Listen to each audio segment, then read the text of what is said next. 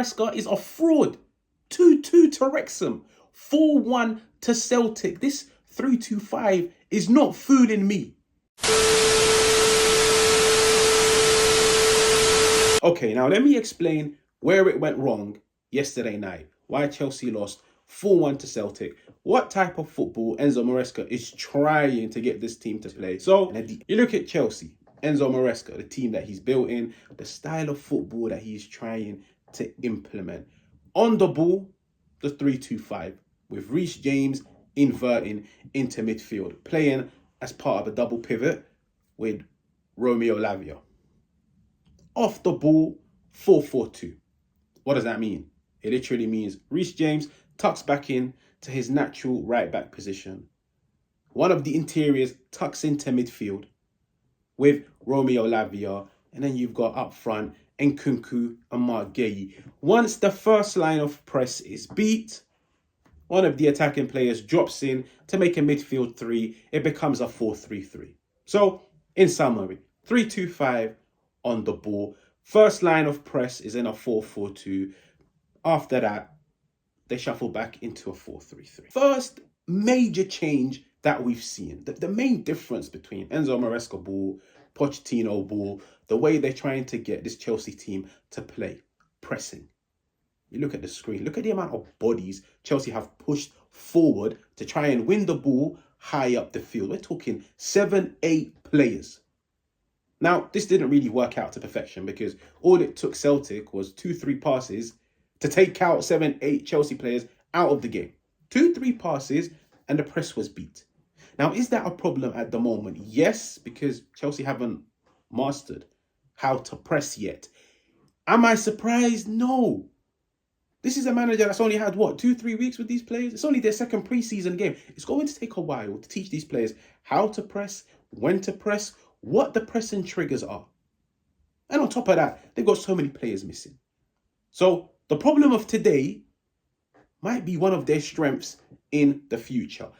The other problem to this high press is the fact that I can't even see the defensive line. There's at least 2-3 players that are chilling behind the halfway line. So now look at the gap in the center. If you want to press, the whole team has to press, which means the whole team has to push forwards. You're seeing 7-8 players that have pushed forwards. The rest are not even on the screen. You can't even see them because that's how deep they are. It creates a massive space in the centre. And once Celtic beat the press, they've got the whole pitch to run through. Now, when it comes to pressing in the modern game, there's so many advantages. Okay, but at the same time, there are disadvantages. And like I said earlier on, when you haven't mastered how to press, the disadvantages are out there for the whole world to see, for every team to capitalize on.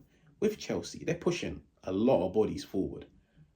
But once they get beat, all of those bodies that have been pushed forwards need to now track back. On top of everything, when a defensive line isn't pushing higher up, there's now just open space in the middle, which means the distance gets bigger. But on top of everything, the opposition now have more time and more space on the ball to pick their passes. From watching Chelsea against Celtic, the one thing that I will definitely say, and I give these players the benefit of the doubt. Why? Because this is probably like, the second, third week of preseason. Their second game.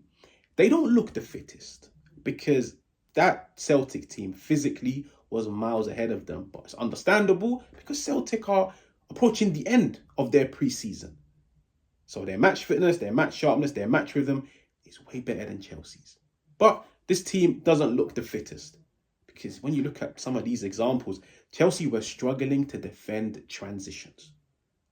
Fair enough. From a physical aspect, that will come over time as their fitness levels go up. But you could clearly see they were struggling to defend transitions.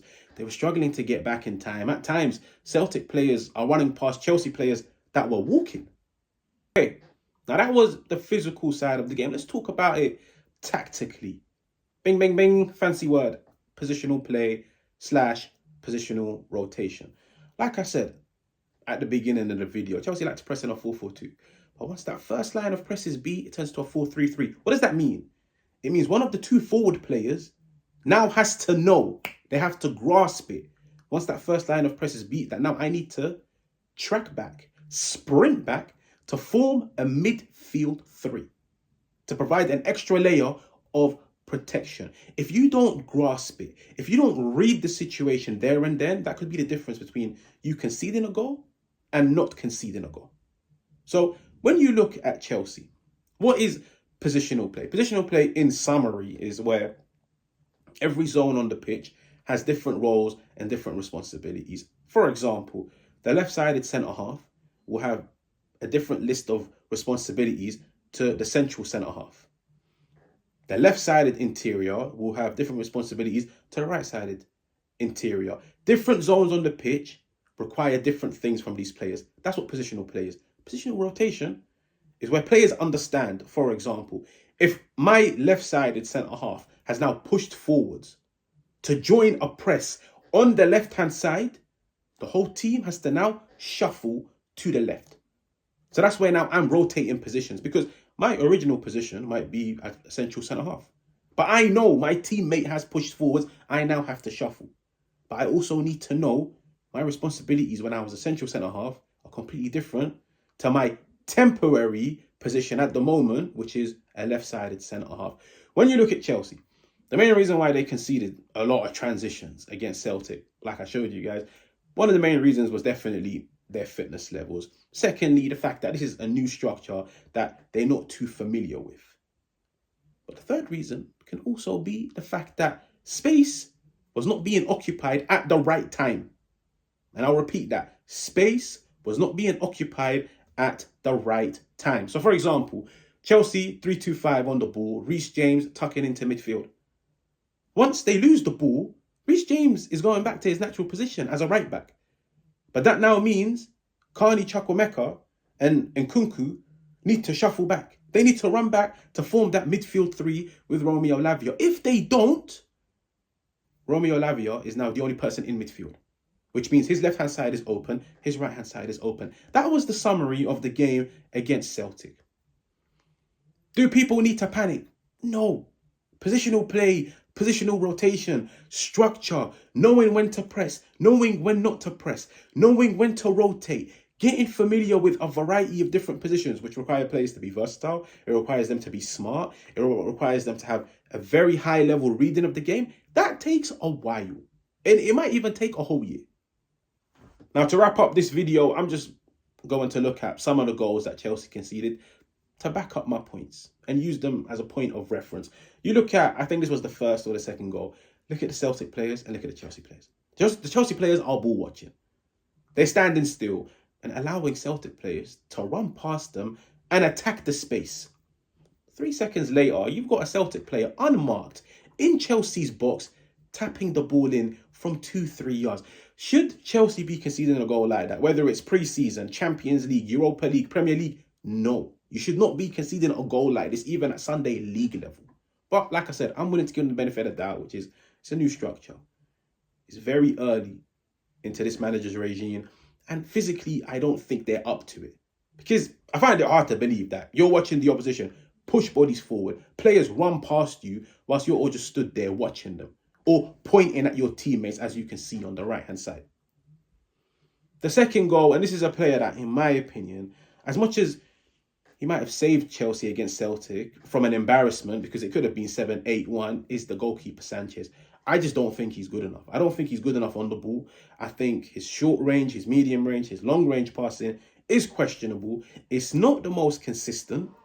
And when you look at, I think this was the third goal that Chelsea conceded. This is what I call a hospital pass to Badiashile. Because as a goalkeeper, you face play. So you face play. You can see everything to the left, to the right, to the centre. Badiashile has got his back to goal. So he's got his back to the opposition. Now you can scream man on, but at the end of the day, he doesn't know that there is a player pressing him from the left-hand side and there's a player pressing him from the right side. As a goalkeeper, you have to take responsibility. And if it means booting it 60 yards down the line, then so be it. Passing it to your teammate when there's two players closing him down is you putting him in trouble. But this touches on the element of positional play, because if you look at the player to the right-hand side of Badiashile, as soon as Sanchez gets the ball, he needs to grasp. Badiashile is getting pressed. I need to now shuffle to the right-hand side. Why? Batshuayi might continue to get pressed. But if I shuffle to the right-hand side, I now create a new passing angle for my keeper. And my keeper now, who is facing play, will have a teammate that's getting pressed by two and a teammate that's completely open on the left-hand side. It creates a new passing angle, which the keeper should know to pass to, because that's going to be a player that's unmarked and that's got time and space. But that's why I said it's going to take a while to grasp these things. It's going to take a while to learn these things and to do them on a consistent basis. So, in summary, it's going to get bad before it gets good. But anyways, if you're new, make sure to subscribe. Make sure to hit the like. Make sure to let me know how you think this video went, if you learned anything new. If not, then I will catch you guys on another one.